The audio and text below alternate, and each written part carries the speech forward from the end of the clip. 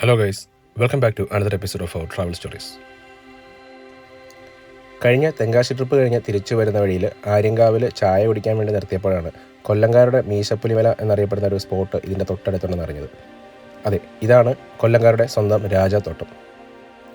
രാജാത്തോട്ടത്തിലേക്കുള്ള യാത്രയും അവിടുത്തെ കാഴ്ചകളൊക്കെയാണ് ഇന്നത്തെ നമ്മുടെ എപ്പിസോഡിൽ. So welcome back. ഞങ്ങൾ ഇപ്പോൾ നിൽക്കുന്നത് ആര്യങ്കാവ് ജംഗ്ഷനിലാണ്.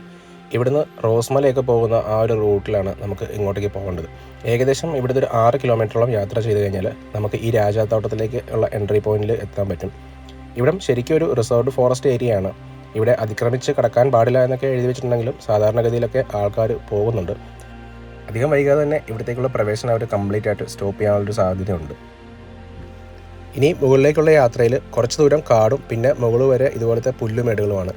ഏകദേശം 2 മണിക്കൂർ എടുത്താണ് ഇതിൻ്റെ ടോപ്പിൽ എത്തിയത്.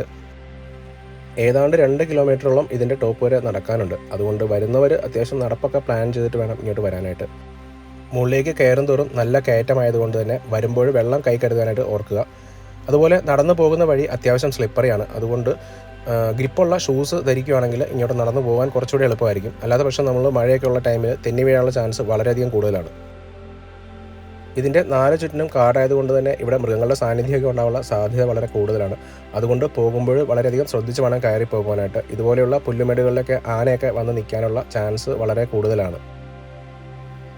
അങ്ങനെ കുറച്ച് ദൂരം നടന്നു കഴിയുമ്പോൾ കാടൊക്കെ തീർന്ന് പുല്ലുമേടുള്ളൊരു ഭാഗത്ത് വരും. ഇനി ടോപ്പ് വരെ ഇതുപോലത്തെ പുല്ലുമേടുകളാണ്. അത്യാവശ്യം സ്റ്റീപ്പായിട്ടുള്ള കയറ്റമാണ് ഇനി മുകളിലേക്ക്.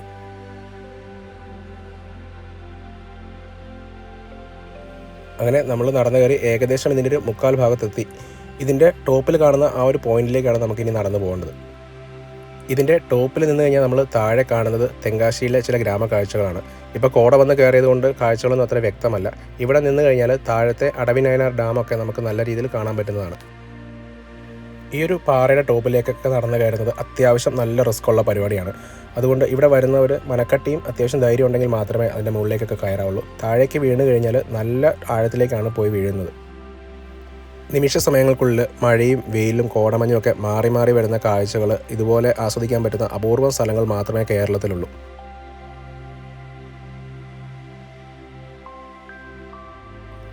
കോട്ടയം ഇടുക്കി ജില്ലയിൽ നിന്ന് പണ്ടുകാലത്ത് കുടിയേറിയ കർഷകർക്ക് അന്നത്തെ മഹാരാജാവ് പതിച്ചു നൽകിയ 275 ഏക്കറോളം വരുന്ന സ്ഥലമാണ് രാജാത്തോട്ടം എന്ന് അറിയപ്പെടുന്നത്. അവരിവിടെ താമസിച്ച് കൃഷിയൊക്കെ ചെയ്ത് ഈ സ്ഥലത്തെ ഫലഭൂയിഷ്ടമാക്കുകയും ഒരുപാട് കാലം ഇവിടെ താമസിക്കുകയും ചെയ്തു. എന്നാൽ ഏകദേശം 10ഓളം കുടുംബങ്ങൾ മാത്രമേ ഇന്നിവിടെ താമസമുള്ളൂ. ഇവിടെ നിന്ന് കഴിഞ്ഞാൽ നമ്മൾ ഒരു വശത്ത് കേരളവും മറുവശത്ത് തമിഴ്നാടിൻ്റെ കാഴ്ചകളും ഒരേപോലെ കാണുവാനായിട്ട് പറ്റുന്നതാണ്. ഞങ്ങൾ ഏകദേശം ഒരു 3 മണിയൊക്കെ ആയപ്പോഴാണ് മുകളിലേക്ക് കയറി തുടങ്ങിയത്. ഇപ്പം ഏകദേശം സന്ധ്യ ആവാറായിട്ടുണ്ട്. അതുകൊണ്ട് അധികം സമയം ഇവിടെ നിന്ന് കഴിഞ്ഞാൽ പിന്നെ തിരിച്ച് ഇറങ്ങാനൊക്കെ നല്ല രീതിയിൽ ബുദ്ധിമുട്ടാകും. അതുകൊണ്ട് താഴേക്കുള്ള യാത്രയിലാണിപ്പോൾ. തിരിച്ച് ഇറങ്ങി വന്നത് ശരിക്കും ഒരു ടാസ്ക് തന്നെയായിരുന്നു. അത്യാവശ്യം സ്ലോപ്പായിട്ടുള്ള ഈ ഒരു സർഫസിലൂടെ നമ്മൾ നടക്കുമ്പോൾ ഒരുപാട് തവണ തെന്നി വീഴുന്നുണ്ടായിരുന്നു.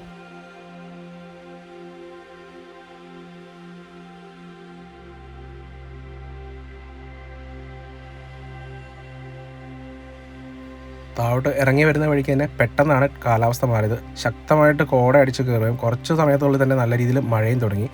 ഇവിടെ നിന്ന് കഴിഞ്ഞാൽ ഇതുപോലെ അൺപ്രഡിക്റ്റബിൾ ആയിട്ടുള്ള ക്ലൈമറ്റാണ്. നല്ലൊരു കിടിലം എക്സ്പീരിയൻസ് തന്നെയായിരുന്നു ഏതായാലും ഈ ഒരു യാത്ര. തിരിച്ചുള്ള വഴിയിൽ താഴോട്ടിറങ്ങുമ്പോഴത്തേക്ക് ഈർപ്പമൊക്കെ ഉള്ളതുകൊണ്ട് തന്നെ അത്യാവശ്യം അട്ടയുടെ ശല്യം ഉണ്ടായിരുന്നു. അതുകൊണ്ട് വരുമ്പോൾ നിങ്ങൾ കയ്യിൽ ഒരു കുറച്ച് ഉപ്പ് കരുതുന്നത് നല്ലതായിരിക്കും. താഴേക്ക് കുറച്ച് ദൂരം വന്നപ്പോൾ തന്നെ ക്ലൈമറ്റ് വീണ്ടും മാറി. അത്രയും നേരം ശക്തമായി നിന്നുകൊണ്ടിരുന്ന മഴ ഇപ്പം മാറി അത്യാവശ്യം തെളിഞ്ഞു വരുന്ന കാഴ്ചയാണ് ഈ കാണുന്നത്.